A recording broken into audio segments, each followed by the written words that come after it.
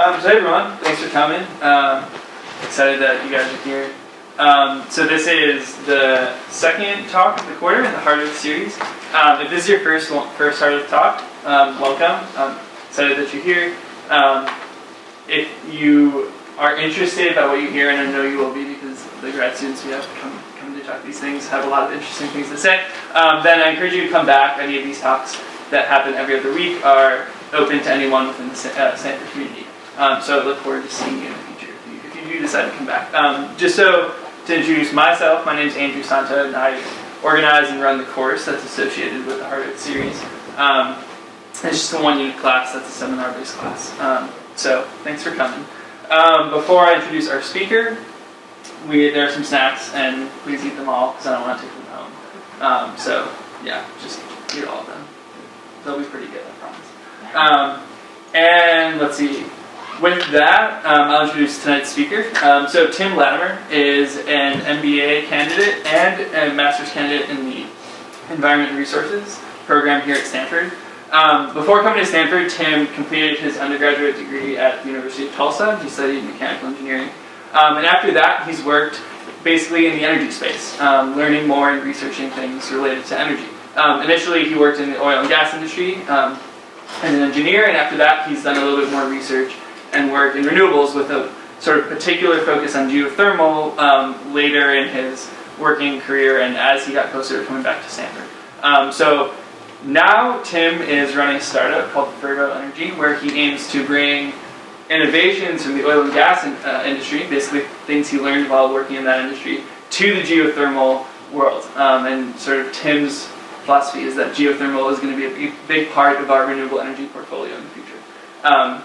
So I'm really looking forward to what Tim has to say, and so please join me in welcoming Tim. Thank you, Andrew, and thanks everybody for coming. It was a pretty good intro, so I guess I don't need to really say much more about my background, but maybe I'll share kind of a personal story about why I find this topic particularly interesting and why I've been interested in sustainability and also energy access for a long time. So I grew up in a small town in central Texas called Reesol, Texas. And when I was a teenager, a pretty controversial proposition came in our town about building a $1 billion coal-fired power plant right in our town. And there were people that were very for it, there were people that were very against it. And our town of 900 people, the tax revenue off of a $1 billion plant was pretty game-changing. And it ended up getting approved over some environmental concerns. And that led to a new high school being built, a new teacher salaries being raised, upgrades to the city infrastructure, all sorts of things. But then there's also some sort of negative environmental effects that came from that as well. Obviously, coal causes some local air pollution. There's been some issues with water quality. There's some noise pollution. My parents' home is 4 miles away from the turbine. You can still hear it no matter what time of day it is. So I think that's kind of a good microcosm of how this world is. These things aren't clear cut. They're not just, oh, this one's good and this one's bad. It was kind of a tough thing. It's this coal plant, it gave us a new high school and provided all these economic opportunities for our town. But then it also came with the sort of negative things. So that's sort of the framework that I think these things through. And I think whenever you think about climate change and energy access, it's that issue, but on a global scale. So that's just sort of why I've been passionate about this topic for a long time. So I'm going to go through and talk a little bit about the decarbonization challenge, why it's so hard. I think this is an apt name for the talk, Hard Earth, because it's very challenging. We've got a ways to go. I'm going to talk about some different solutions and where I think geothermal fits in the solution space. I'm going to talk a little bit about what geothermal is, because it's, as I'll address in my talk, not something that's as readily talked about or as widely known as some of the other resources. So I've learned that providing kind of a primer on it is something that's really good in talks like this. And then I'll talk a little bit about, we're early days, but very excited about Fervo Energy, which is going to be, exactly as Andrew said, bringing some of the oil and gas insights from an operations standpoint to really drive down costs and improve the technical aspects of geothermal, where we think we can make it a very large-scale resource. So to start with, here's kind of a slide on climate change and all the things that are happening all over the world, from extreme weather events to flooding to drought. And I'm assuming, because we're all at a talk called Hard Earth in the sustainability building, that I don't really need to convince anybody in the audience. And so this is going to be my one and only slide about climate change. But this is why we're all here, and this is why it's a major issue. And if that were the only issue, then it would be pretty easy to solve. But then there's also the economic problem. So I put together two charts here that I think really tell this story well, right? You know, we don't produce greenhouse gases because it's fun. We do it because we've had this step change in the last few years of not the last few years, the last couple centuries since the Industrial Revolution and our economic progress.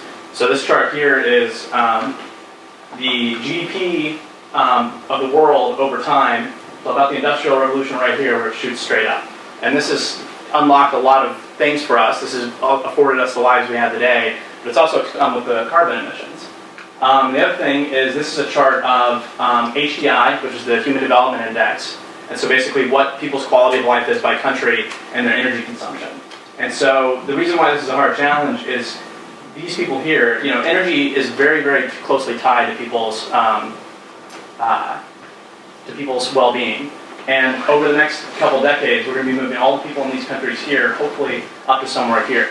So not only are we already facing a climate catastrophe, but we're also addressing global poverty issues that are going to make the problem even more challenging. And those are not things we should just ignore.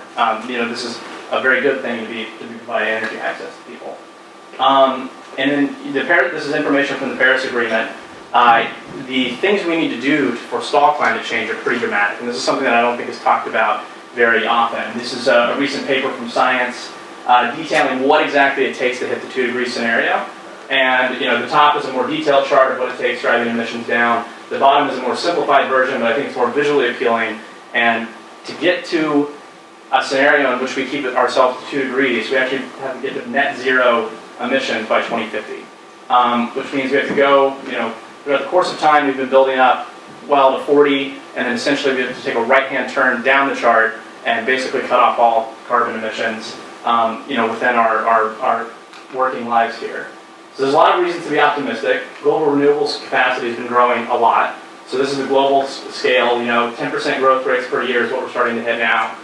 Germany in particular has been a leader, so you know, here's Germany over the last decade, just very good growth rates of renewables. But the challenge is translating that into results, because the whole goal is carbon emissions. So Germany, you know, this is their chart here of how much renewables they put, and they've spent billions and billions of dollars to add renewables to the grid. And yet the results for at least the last 5 to 8 years, they haven't moved the needle at all on carbon emissions. And they're likely going to miss their 2020 carbon emissions targets. And so I want to contrast this with the chart we saw earlier. So putting billions in, growing renewables capacity, and basically flatlining when what we need to do is take a right-hand turn and drop straight off the chart. So that's kind of the challenge that we have to figure out. And we haven't really figured out how to make a lot of progress on that. Yeah? Why hasn't it changed in Germany? Have they just increased their energy consumption? Or? So the big sort of outside factor in Germany is they've taken some of the nuclear capacity offline.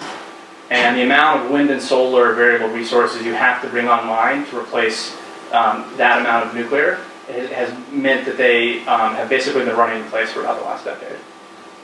Yeah. Good question.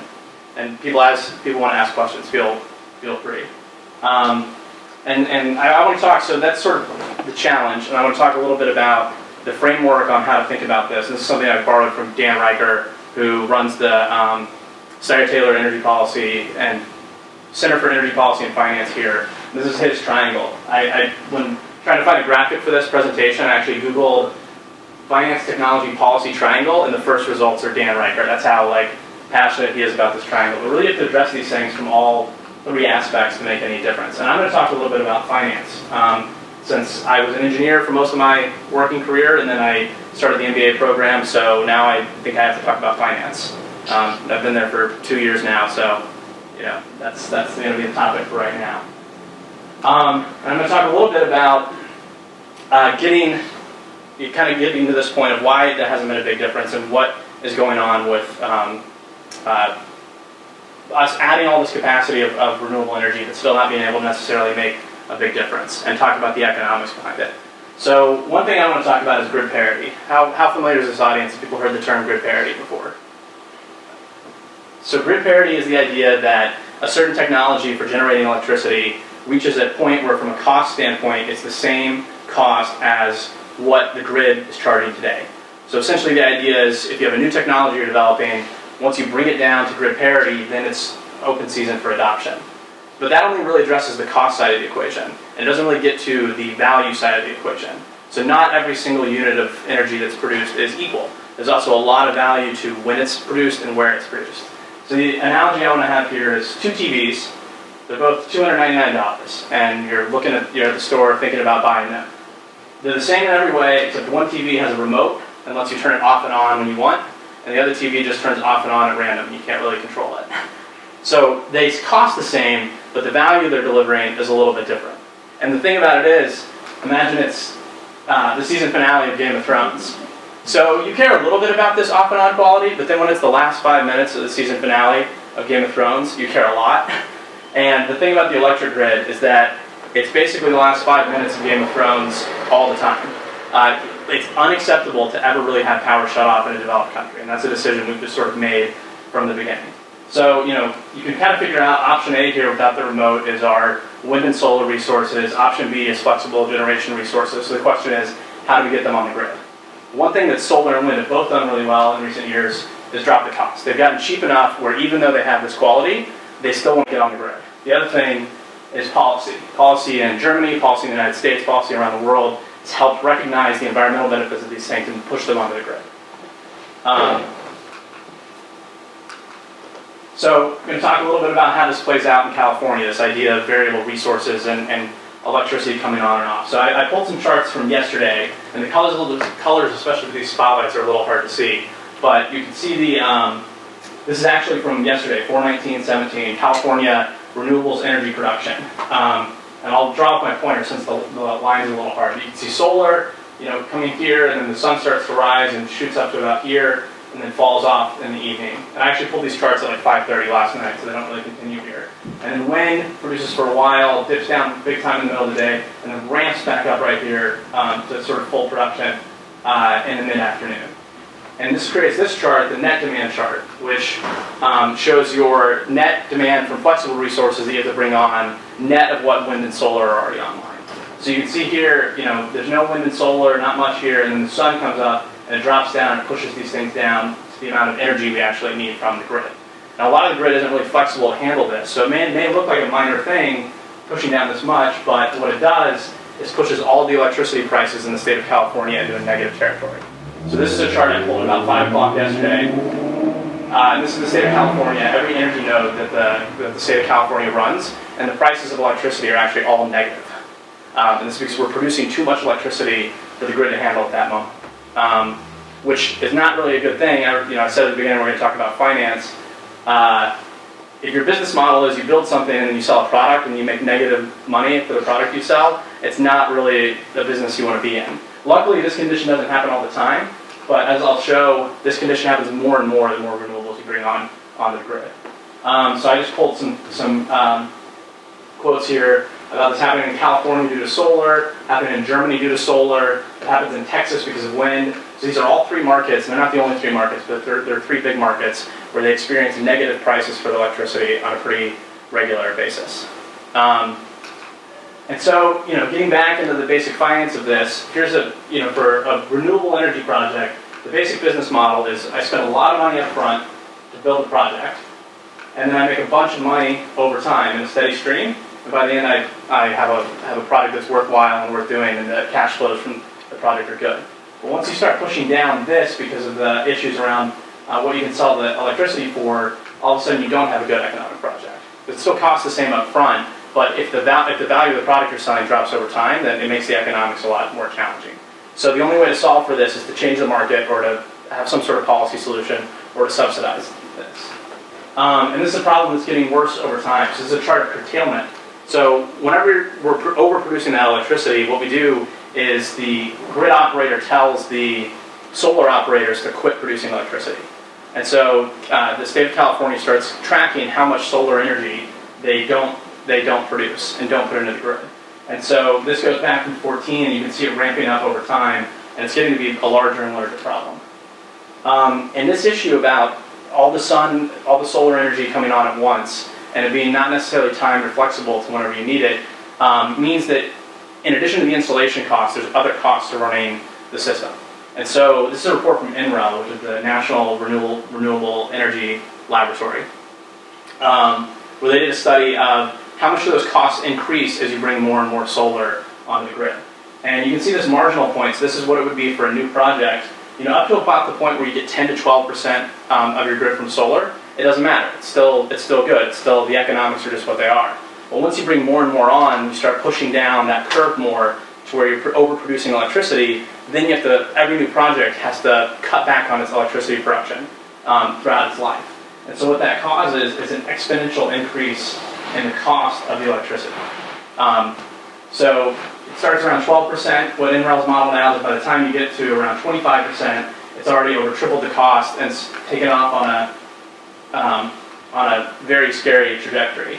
And I want to contrast this again with this chart that I showed at the beginning. So the challenge before us is we have to cut our carbon emissions by 80 to 90%.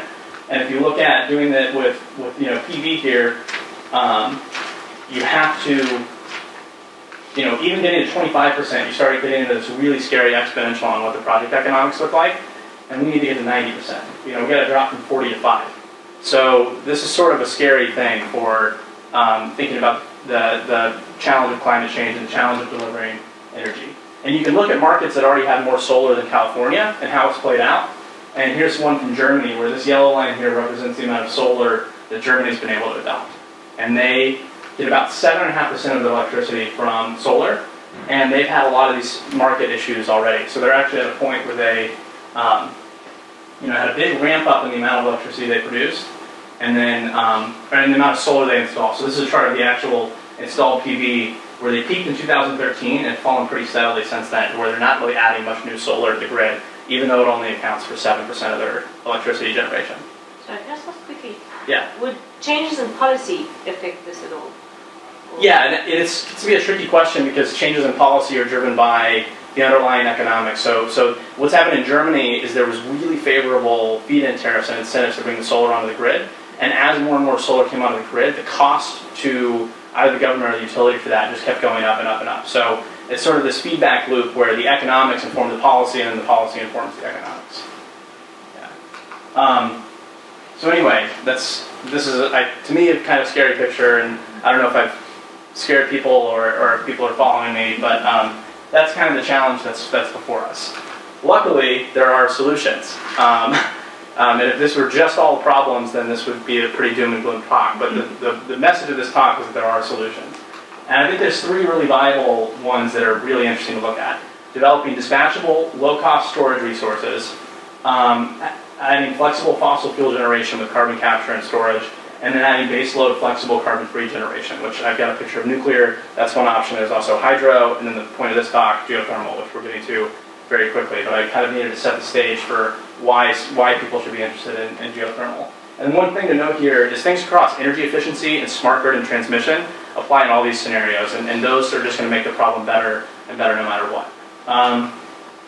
So we can do storage, and there's been some research on how much storage we need. Some of it done by Mark Jacobson here at Stanford, trying to figure out, okay, if we move to 100% renewables grid, how much storage do we need to have to back up to deal with the problem that the sun's not always shining and the wind isn't always blowing? And this is 1 week of electricity generation for reference, and a big peer-reviewed study that just came out by Jesse Jenkins, who's at MIT. People kind of range in their estimates from about 8 weeks worth of U.S. electricity consumption to 16 weeks worth of U.S. electricity consumption. So basically, however much electricity we consume in a week, we need somewhere between 8 to 16 of that just in storage to be able to smooth out this variability issue. So to put that in reference, the combined amount of storage in all of the U.S. right now doesn't even equal an hour of U.S. electricity consumption. So this bar that's really, really tiny is a week, and we're at about an hour right now. And also, to get to this level, to put it in units that are sort of more bite-sized to understand, I think people are probably familiar with the Tesla Powerwall. That's a system that can go to your home. If we were to develop all this, to get to this level of storage with a Tesla Powerwall, we'd all need 320 of them at our house, which would require investment of tens of trillions of dollars. Now, luckily, batteries are not the only technology, and they have a really good fit for some different power applications that that are becoming good commercial opportunities now. We've got really promising opportunities around flow batteries, hydrogen storage, pumped hydro, thermal storage, flywheels, and compressed air. So that's sort of the storage landscape. This one I won't spend a lot of time talking about, but the idea that we just continue producing either coal or natural gas, but then capture the storage. There's been the Kemper project in the U.S. that was not a very popular project because it was sort of had big cost overruns and had issues. There's big environmental concerns around this. Greenpeace is adamantly against any sort of carbon capture and storage system. But there's been some reason for hope. There was a project called the Petronova project. This is our brand new EPA administrator. EPA, no, sorry, not EPA. Department of Energy head, Rick Perry, at the Petronova grand unveiling ceremony just a couple weeks ago. So it's something that has some traction, so it's an interesting option. And the last thing is base load or flexible generation that's carbon free. So I put a chart up here of nuclear. Nuclear is a really interesting option. What we've seen in the last decade is it peaked and then declined as its share of global capacity. Some of this is countries like Germany taking it offline. A lot of it is just really, really hard to get new projects permitted and financed for nuclear. And the other one is geothermal energy, which kind of brings us to what we're going to spend the rest of the time talking about. And before I do that, I know I've done there's a lot of scary things about dollars and costs and how big the challenge is. But one thing that I want to sort of note is that 2050 is a long way away, and our capacity to innovate and change things over that time frame is really, really powerful. And to do that, I put Swanson's law up here, which this is solar PV modules. So the reason why solar PV modules have really taken off in installation in the last few years is you go back to 1976 and they were $100 per watt, and today they dropped down to under $1 per watt. So whenever we talk about, oh man, things need to have an order of magnitude improvement, the cool thing about the technology and the things in this space is that's in the realm of possibility. So that's one of the hopeful messages here. But I think I presented different options, and my personal take is that all these should be pursued. I think that there's going to be a mix of things that really help us reach this decarbonization goal. The one I've personally chosen to work on is geothermal energy. So a little overview of this. Geothermal starts with one principle. The first principle is that the Earth is hot. And the deeper you go down in the Earth, the hotter it gets. And some places are hotter than others. And this is really convenient because the Earth can serve as a heat exchanger for a power system. So here's a really simple diagram of you take water, pump it down into the Earth, it heats up, comes back as hot water or steam, and powers a turbine. And this is, in a nutshell, how geothermal energy works. It's found all over the world. It's usually associated with volcanic activity or with seismic plates. So you can see here in California, we actually have a lot of geothermal resources here. All across the Ring of Fire in the Pacific, Indonesia has great resources. Kenya and the East African Rift is also a place that has great resources. So geothermal is something that's found in a lot of places today. It currently accounts for about 13 gigawatts of installed global capacity, and it's growing at a pretty healthy rate. There's a lot of geothermal in the United States. This is a heat map, mostly in the western U.S. We have really good resources for geothermal. And it's something that is a small part of the energy mix today, but it's still there. So geothermal is around 2%. Solar right now is about 6% of the renewable generation. So it's not the same as solar, but it's kind of in the same realm as far as output and production goes. And in California in particular, it provides 6% of all of California's energy because we have such great resources. There's a project called the Geysers right up in here, about 2 hours north of where we're standing right now. Yeah. Is this capacity or is this production? This is production. Okay. Yeah, and that's a good point. There's a big difference between capacity and production. And kind of leads to this first point is that geothermal energy is a baseload or flexible resource that produces around the clock without really much interruption. Which means that if you build out a plant that's 500 megawatts, those 500 megawatts are producing roughly 90% of the time in most cases, which is very different from some of the other sources, which are for wind, you can think anywhere from around 25 to 35% is a good capacity factor. For solar, anywhere from 15 to 25%, depending on where you are. So this is why I think geothermal belongs in this realm of solutions, because it has this ability to produce whenever you need it, which is very, very important for electricity. It's also a long life resource. The project I just mentioned, the Geysers, was first started construction in 1921, and the company that owns it now says that they're planning to operate it through 2073. So this is a multi-century endeavor. And it has a low CO2 footprint. So it produces about 38 grams of CO2 per kilowatt hour in a full life cycle analysis, which is basically exactly what it is for solar. Solar is a little higher at 48. Both of those things are an order of magnitude better than natural gas. And then natural gas itself is twice as good as coal. So from a carbon footprint standpoint, this is really good for addressing the issue of climate change, which we talked about in the beginning. It's also really low cost where the resource is. So this is a map of different technologies that the EIA has put out, where they show this dollar per megawatt hour. They have natural gas, nuclear, geothermal, wind, solar, hydroelectric. And it's kind of cool. Geothermal is the lowest cost resource, what they project. So what's the problem? It's a thing that runs around the clock. It's low carbon, it's low cost, but we don't really have a lot of it. So one of the major problems is that it's not really a large-scale solution in its current form. So the full geothermal capacity in the US is about 9 gigawatts. We've already developed about 3 gigawatts of that. Compare that to California's grid, which is 71 gigawatts. And compare that to the United States grid, that's 1,000 gigawatts. Even if we develop all the geothermal that we have with today's technology, we wouldn't really move the needle that much on production. So this is one of the big barriers, that it's not on people's radar, not really an attention point. It's also complicated and takes a long development cycle. You can't really do like a small geothermal project, unfortunately. They have to have economies of scale to work out. So there's even doing a test project, and this is something I'm going to talk about when we get to my startup, even doing a test project requires millions and millions of dollars. There's not really a lab scale solution that you can do. And then the last one is there's lack of awareness and public support. So part of the reason I'm giving this talk and other things is just get the message out there about geothermal and the good qualities that it has that can really help us address climate change and energy access. This comes up into play a lot. So for example, most of the other major forms of renewable energy, like wind and solar, got federal tax credit extensions in the US in 2015 in their last bill. For solar, that means for several more years they're going to be able to get 30% of their projects paid, the capital of their projects paid for, through tax credits from the federal government. Geothermal used to be in this program and then just got left out in the last one. So this idea that it's not talked about enough and there's not enough people talking about it actually plays out strongly at the public policy level and the level of government support. Those are kind of the barriers to development. The first one is one that is addressable through technology, which is what we're getting at. So there's geothermal systems, which is 9 gigawatts of potential. And then there's something called enhanced geothermal systems, which has a much larger capacity.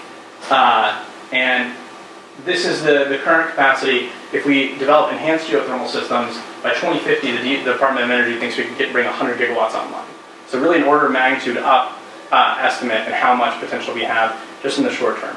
And then in addition to that, from a total energy in place standpoint, the entire US economy consumes about 100 exajoules of energy in a year. Even the most conservative, this bar way down here, estimate of how much energy in place there is from geothermal in the United States is 280,000 exajoules. So we literally have millennia worth of geothermal energy under our feet that we can tap into. And it all relies on getting enhanced geothermal systems to work. So I explained a little bit about how geothermal works with the drilling process. But when you actually drill down to the wells, you need to have 3 things for them to be productive. They've got to be hot enough, there has to be a way for the water to flow, and there has to be water there in the first place to flow. Finding places in the world that meet all 3 of those criteria is really, really hard. That's why you get down to only having 9 gigawatts of capacity. But if you can engineer a solution around some of those challenges, then your resource base opens up tremendously. So in this case, that engineering solution is if I have 2 wells here and the water is unable to flow, you can actually do stimulation techniques and engineer a reservoir that connects them and creates that loop. And then you also can create a closed loop system where you can bring in your own water to circulate through the process. So an enhanced geothermal system, rather than having 3 things you need to have in the reservoir, where you got to have the heat, you got to have the flow, you got to have the water there. And in an EGS system, you really just need the heat, and you can solve through engineering the other challenges. So it really opens up very broadly the opportunities there are for geothermal. So I'm going to talk a little bit about Fervo Energy, and maybe even share a little bit about why I'm working on this and why I'm passionate about this. So when I graduated, I took a job in the oil and gas industry as a drilling engineer. And I thought it was very exciting. I talked about the benefits of energy, and I was really excited to be in that space and back in my home state of Texas, which I'm very passionate about. And it was really, really exciting time, and things were It was kind of like right at the beginning of this shale unconventional boom. And I liked it, but then the more and more I learned about climate change, the more and more I kind of had this nagging feeling that I should be doing something a little different. And I actually got put on a project where one of our fields that we drilled into was really high temperature for an oil and gas reservoir. So I had to do a lot of research on how do you deal with the fluid systems and the other engineering challenges of a really high temperature resource. And there wasn't a lot of literature out there in oil and gas, but I stumbled onto this whole treasure trove of literature about geothermal drilling. And at this point in my life, I had never heard of geothermal energy. And which is kind of how most people are. It's, like I said, it's not something that's very talked about. But the more I read about it, the more excited I got about the prospect. And when I read about the challenges in the geothermal industry, sort of a light bulb went off in my head, because the challenges that the geothermal industry is facing today were the same ones that the oil and gas industry was facing a decade ago that kept us from producing the shale resources. We couldn't get the fluids to flow. And no one, as of yet, had really taken the direct learnings from the oil and gas industry and tried to apply them to geothermal or clean energy area. And I realized that this was something that had real potential. And I started calling around to people who worked in the space, and I actually talked to a woman named Maria Richards, who runs the SMU Geothermal Lab. And I told her I was really passionate about this, thinking about getting a PhD, and maybe coming to Stanford, maybe go to SMU to study this. And she told me that if this was what I was passionate about, this process, that there were already a lot of really, really smart people who'd solved a lot of the technical challenges, but the real hurdles were the business model and the policy things. Like how do you actually raise the money to do the first project? So I sort of shifted my focus and thought, I'll get an MBA, I'll learn about finance, I'll learn about how to put together these companies, how to put together these projects, and rely on all the great research that's already been done by the technical industry. So that's what led me to Stanford, because it has both the geothermal and a great business school, and I've been working on that since. So when we first talk about the idea of technology transfer between industries, I wonder if anybody here knows who the guy in the bottom right is. You got it. Who is it? T-Pain. It's T-Pain. Does anybody know what Exxon and T-Pain have to do with each other? So whenever you process data for subsurface analysis, turns out a lot of the mathematics that go into creating the maps and the 3D imaging you need are also the same mathematics you need to solve problems related to pitch. And auto-tune was actually invented by an engineer at ExxonMobil. And this really isn't, directly relevant to my company, but it's just this idea of technology transfer. One of the things you can do is invent something from scratch and develop it. Another thing you can do is look out to other industries and say, how are people solving problems there, and then apply it to your own industry. So I don't think that the engineer at ExxonMobil thought he was going to be revolutionizing T-Pain and the music industry through auto-tune, but it ended up that there was a perfect application of it. So when I talk about this technology transfer, this is sort of what I'm doing. I'm looking at what the innovations were in oil and gas and thinking about how to apply them to the new industry. And that brings me to Fervo Energy, which I'm working on right now. It's actually part of the Energy Transformation Collaborative startup class here at Stanford. And we're making a lot of progress and going to kind of update you on what we're working on. This is the people on the team. There's Matt Shaner, Diego McKee, Ankush Singh, Veena Patel, Megan Welch, and Caroline Spears. An assortment of people from the ERE department here, from the business school, and also the geophysics department that are helping to put together this company. So this covers some of the things you saw. This is sort of the standard thing, but what we're trying to do is build carbon-free, reliable, cost-competitive energy through the development of enhanced geothermal resources, focusing first on the U.S. So this is what I showed you before. There's a huge resource base out there. A lot of the really good resources are actually located right here in the western U.S. So this is where we're focusing. And we're trying to leverage advancements in the oil and gas industry to provide cost-effective EGS. And this is just an example of a typical shale field that was started to develop about a decade ago. And this is a common measure of productivity in the industry that the Energy Information Agency puts out. It's called drilling productivity. And if you look here, the metric here is new well gas production per rig. And you don't really need to know what that is other than that it's the measure of productivity for the industry. And you go back to 2008 when this whole thing got kicked off, and it was around 1,000. And you fast forward to today, and it's around 12,000. So really in the span of just a decade, there's been a 10x increase in productivity really across the entire oil and gas industry. And it's been sort of a crazy advancement. So you probably, if you follow the news around oil prices at all, you know they crashed a couple years ago. And everybody thought it was going to be the end of the U.S. industry. But the U.S. industry is still there and is actually growing production again, even though prices haven't come back, because this productivity has gone up so quickly in such a short period of time. So this is something that almost mimics the same solar module cost curve that I showed earlier. So this has been a very significant amount of innovation. And it's come from a number of sources. There's been some high-tech stuff, some low-tech stuff. But this is all stuff that I was doing when I was in the oil and gas sector. On the technology innovation side, there's been a lot of stuff, DNA sequencing, a lot of software things, a lot of different chemical treatments that you can do, lots of different things. And there's also been advancements on the scale and logistics. People are building out better infrastructure, understanding what it goes into actually doing good oil and gas projects. And there's been a lot of optimization. And so essentially, through all these things, which I'm not going to get into because it probably wouldn't be interesting to anybody because I don't think anyone here is a completions engineer for an oil company. But if you are, we can talk at length about all these things afterward. But there's just been a lot of things that have led to this 10x improvement. And the interesting thing is they apply directly to what we're trying to do in the oil and gas, what we're trying to do in the geothermal space. So we're trying to rely at Fervo on a EGS concept that's a little bit different than what's been done in the past. So traditional EGS well, you basically drill down here and you try to connect at one point. And that's where you try to get your flow rate. And it's really, really challenging to get the flow rates you need just through that one point. But borrowing on a lot of the designs of the oil and gas industry, we're actually going to work on drilling horizontally and drill a system of wells that connect at multiple different points. And that's going to allow us to get a much, much higher flow rate and be much more cost effective from a cost standpoint. And this is from a paper from one of our technical advisors that shows, and again, I know the lighting's bad, but these bars are the flow rates that we think we can achieve, and the red line I've drawn across the top is what is really needed. The metric is sort of 60 kilograms a second on flow rate. That's how much connection can you get through here in flow. And what we've shown through our modeling is that it's achievable based off of some pretty easy designs. Things that are being done in the oil and gas industry today. You cross over this commercial line fairly easily. And then looking at a cost standpoint, this is from a paper that I presented at the Stanford Geothermal Workshop in February. Whenever you look at applying these oil and gas innovations, doing it through this type of well concept, and what the economics look like, whenever you get up to projects at scale, they actually start looking very, very competitive with what's on the grid today.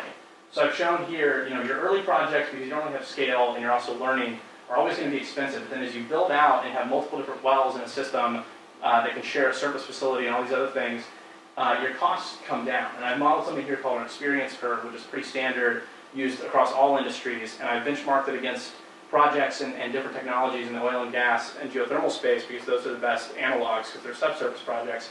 And I've shown that under pretty conservative assumptions, you can get down to where you're at 10 cents and down approaching 5 cents per kilowatt hour fairly quickly using this kind of design. And this is just a slide on the team we put together. This is something that requires a lot of really challenging technical work from the geophysics and the rock mechanics and the reservoir engineering. It also requires people who have project management experience. So we built a team that has that. I'm not really trying to pitch anybody here, I don't think, so I won't necessarily go in and sell you on everybody's background, but they're really good people. And then this is our team of external advisors that include somebody from the National Renewable Energy Laboratory who is an expert at technical cost modeling for geothermal. Somebody who's worked in private equity as an expert at building companies and understand financing projects. Mark McClure, who actually the paper I presented was one of his work, where he's actually did his PhD on this topic when he was at Stanford and has spent some time doing a lot of the really, really interesting research here. And then also the company I worked with last summer called Geoenergy Suisse, which is a Swiss geothermal developer, is advising us on the project management side. So that's sort of the company. And we're very early days, yeah. I go ahead and finish, I guess, quick. So I'm wondering, how do you tackle the issue? Because with geothermal, you're drilling deeper, higher temperature, and harder rock, typically. Yeah. And then to pick up the whole multi-well directional drilling, is this a problem in the oil and gas industry? They're going deeper, right? But yeah. They're encountering softer rock. how do you plan to tackle that? Yeah, that's an interesting question. And from a temperature standpoint, this is one of the things that makes the timing on this really interesting. The stuff I'm proposing, you literally couldn't do a decade ago. The technology didn't exist, the equipment didn't exist. But as oil and gas is pushed out into hotter and deeper fields, and as they've done this more, they've developed a set of tools that can withstand the environments that you see in geothermal conditions. So this is kind of like an exciting time and place to be, because geothermal didn't put any money into developing these tools, but the oil and gas industry, just through their normal course of business, developed a lot of the high temperature tools that are needed, and they didn't exist 10 years ago, and they do today. So that's why this is something that's viable now, and it wasn't viable a while ago. Good question, though. And then let's talk about what next. First, my sort of final thoughts on, I know I talked about a lot of policy and sort of macro things up front. In my perfect world, we keep pushing on wind, solar, and batteries deployment as much as the grid can handle right now, because it's making a difference and it's helping with decarbonizing. And we need to make sure we're committing resources to addressing the near, medium, and long-term issues with deep decarbonization, the things I presented at the beginning. And I don't know at this point, I don't think anybody knows what the right answer is going to be. And I think if the last 100 years of power generation already died, it's going to be a mix of a bunch of different technologies. So I think that everything along those lines, further storage and renewables integration, looking at different options to be more environmentally sustainable with carbon capture, and looking at baseload sources like geothermal are really all things that we should be pursuing very aggressively because of how big the challenge is. And then just continue learning, studying, and raising public awareness. The more conversations that are on this topic, the better. And sort of on a personal note, I think that climate change and energy access is the defining problem of our generation, and I think people should definitely work on it. And there's so many ways to get involved. Everybody knows about wind and solar, but there's over a dozen different technologies that we're going to need to develop to get there, and they're all really interesting to work on. From different storage technologies to energy efficiency to smart grid stuff, there's just a lot out there. And think independently. One of the things that is really interesting, I put up a quote from Warren Buffett, I need to attribute it, but he always says, be greedy when others are fearful, and fearful when others are greedy. And that mantra has made him the most successful investor for 50 years. So whenever the whole group is moving one way, it's really good to just check the assumptions. And that's sort of what I did on geothermal. And I might be right, I might be wrong. It's obviously too early to tell. But at least it's sort of trying something different and giving us a new stake at solving the challenge. And then lastly, just an ask, help me out. Geothermal doesn't get policy support the way that others do. And it's because it's not really part of the conversation. So what I do is when I talk about renewables, I say, yeah, renewables, wind, solar, and geothermal. If you're inspired by this talk, you start doing that and maybe start conversations with people about these issues and how geothermal can help. Anyway, my email's up there. More than happy to talk about this more, and I'll take questions for as long as Andrew says we can.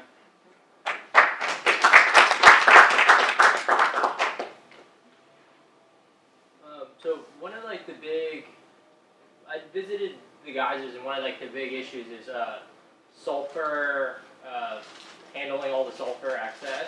Have you guys looked at any way or any new way of dealing with that? Yeah, so sulfur is something that's site specific. And so one of the things, especially our technology, is something that's going to make you less site specific. It's going to make more sites good candidates. And so one of the ways to solve that is just not go to places that have that issue, or not develop them as much. Another is, I think there's a lot of interesting work, and one of the things that really will help EGS around just doing full closed loop systems around geothermal, where you won't necessarily have as much of an issue around something like sulfur handling. In water consumption, maybe? Exactly. I mean, trying to create a system that is fully, 100% water retention is one of the big important things for EGS economics. And so maintaining the water level is something that will be designed for. EGS, and I think they used to call it hot dry rock. Yeah. It's been on the radar for decades. What were they doing wrong, or what were they missing? I know a number of wells have been drilled, and systems have been tried. I think it's something that innovation happens over a long time. The first project was developed by the DOE called the Fenton Hill Project in the 70s, where they did the first EGS test well, and there's been a few per decade since then. And it's sort of I would think about that question the same way. Maybe if you go back and think about the Swanson's law for the solar PV modules. People were trying to deploy solar PV for 40 years, and what happened is at some point you crossed this critical point where you could actually deploy and get it out the door. And it's not necessarily that people were doing things wrong. It's just that I don't think the whole environment was really ready for an EGS project in the past the way it is now. And also each single one of those projects allowed us to just create a bigger body of knowledge that, that allows you to do a lot of the more sophisticated modeling and predictions that we have today. So when the unfortunate thing, or not the unfortunate thing, but when it comes to hard technology development, particularly in the energy space, you're talking about 50 years sometimes. And so the fact that they started this in the 70s is great for me. Great for people that are starting their careers today. How exportable would this energy be? You know, the good sources in Africa are sort of along that east coast. Yeah. How far would it be able to kind of provide energy for Africa as a whole? Yeah, I mean, that sort of gets to a transmission question more than anything else. So one of the things is even with EGS, you still have to have a fairly good resource. It increases by maybe 10x or maybe 100x how much the resource is there, but you're still always better off drilling in the hotter places. So East Africa is a place where you know for sure you can develop. Kenya already gets over a quarter of the grid from geothermal energy today. EGS would just help expand that even more. And if they were able to figure out ways to build long-distance transmission lines, HVDC lines like we're seeing in China today, it's possible that excess generation from a particular country that has a great geothermal resource could power neighboring countries as well. Yeah, good question. So, like, given the current administration's sort of general attitude towards climate change, how would you best market geothermal to policymakers? Like, do you envision, like, trying to brand it along with the other renewables, or emphasizing its similarities to the fossil fuel industry in terms of the technology and the economics? I think that's a really interesting question. I think there's some things that definitely apply to all of these resources. This is actually, I'm in the process of writing a paper on federal energy storage policy with Dan Reiger right now as well, who is out there. And that's something we've talked about a lot, is the messaging on this. And so number one is national security. You're getting a resource from something we have. Job creation, it's something that's in the U.S., is something that works for whether it's solar, wind, geothermal, anything like that. And then and those are all really good points. And then from a standpoint of highlighting that, I don't think that we all benefit at all from talking bad about other resources. I think every single resource I've talked about today brings something to the table, but you do want to be able to highlight what's particularly good about your resource. And I know that the DOE just commissioned a big study around variability under Rick Perry, and sort of looking at this issue sort of as a way to guide more policy. And so this is something where geothermal really stands out as a shining star because it has that reliability component. And so highlighting just the general things that apply to all domestic energy sources is really big. And then speaking specifically about the reliability component that comes from geothermal is how I would message this to the current administration.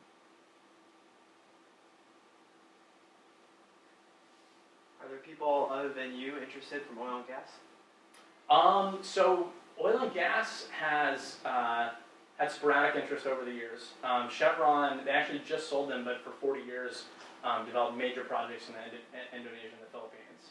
And then all the service companies, so your Schlumberger, Halliburton, Baker Hughes, all have dedicated parts of the company that look at geothermal technology and geothermal technology development. And so there are definitely people in the oil and gas industry that are interested. One thing I'll say about companies developing it, it's sort of challenging if you're an oil company because the oil price goes up and down. It creates a boom-bust cycle. So basically, oil companies are never just sort of riding smooth, right? Like you're either in a high oil price environment, in which case you're making a lot of money, but then you have a bunch of projects that you can invest your money in because the oil price is really high. So you're not really looking at other things outside the industry. And the other case is when the oil price crashes and then you don't have any money. So there's not really this happy medium where the industry both has money and is interested in looking at other things.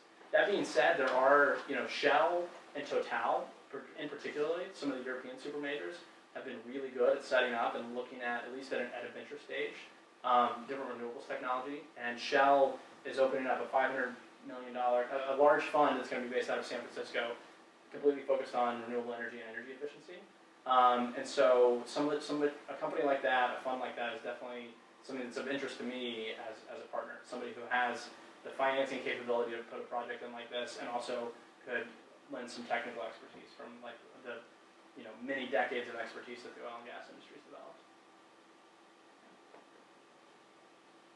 Cool. All right, thanks, Tim. I'm sure you'd be happy to stick around and answer questions Sure. one-on-one, but yeah.